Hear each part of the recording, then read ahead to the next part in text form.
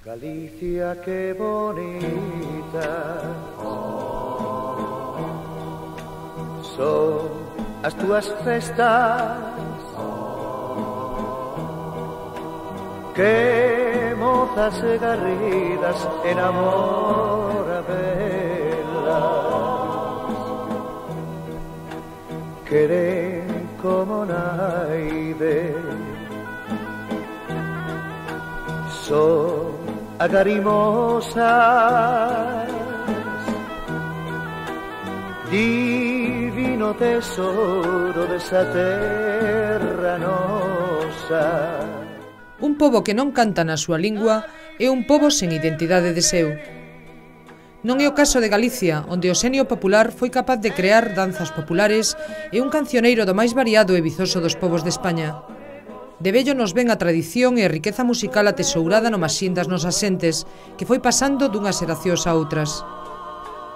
A música tradicional e a riqueza poética de Galicia é fonte inesgotable para o repertorio de grupos corais, composicións sinfónicas e mesmo para a música lixeira. Tren que me leva pola beira do Miño, me leva polo meu camiño, tren vai andando. Na década dos anos 60, a música galega tivo o seu tempo de esplendor. Foron moitos os grupos e cantantes de moda que gravaron grandes éxitos difundidos a través da discografía, radio e televisión. Nas verbenas populares, de aquén e alén das nosas fronteiras, cantábase e bailábase o son dos seus ritmos como nunca acontecera. Eu creo que os Tamara na música galega non descubrimos nada novo, senón que o que fixemos foi coller aquelas tonadas e aquelas cancións que había de antigo e poñelas a un ritmo máis moderno, actualizalas. Cancións que habían grabado xa voces famosas como a de Xaquín Deus e estos cantantes líricos que tuvemos os galegos. E nós collemos esas mismas músicas, esos mismos termos e actualizámonos. Por eso creo que fomos o inicio da nova música galega.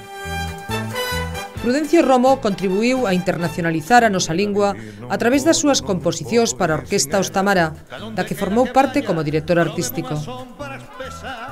Foi un dos artífices da creación da música lixeira nos anos 60, un xénero que constituíu un fenómeno de masas e que tivo como figuras senlleiras a cantantes como Pucho Boedo, Andrés do Barro, María Hostiz, Juan Pardo, que ao incorporaren a lingua galega ao seu repertorio, chegaron a ser aceptados por xentes de outras culturas distintas da nosa, ocupando incluso os primeiros postos das listas de éxitos.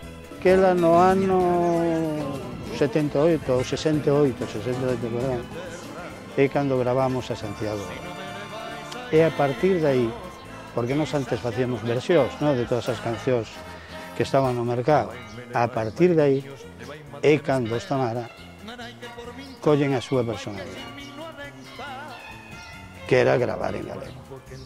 Había que dar as traducións en español, ou sea, todo había que traducir en español antes de presentarlo en galego, non?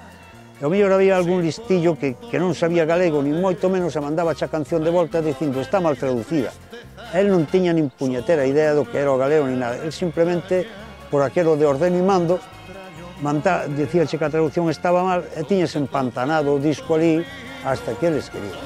O seu exemplo foi imitado por moitas orquestras que amenizaron as verbenas das nosas festas populares e avivaron nas nosas xentes a autoestima, que non é outra cousa que a querencia polo propio que deica entón permanecía agochada e menosprezada.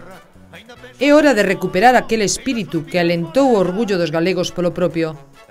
Velaí porque Prudencio Romo este ano debe ser o protagonista da iniciativa regaleguizadora nos ámbitos festivos.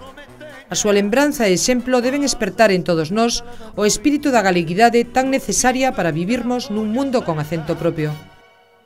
As festas populares deben ser os escenarios para gozarmos dunha convivencia baseada nos sinais de identidade máis evidentes, a lingua galega e os seus símbolos.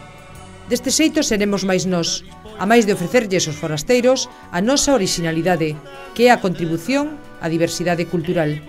Queremos, parafraseando o escritor don Álvaro Cunqueiro, 1000 festas máis para a lingua galega.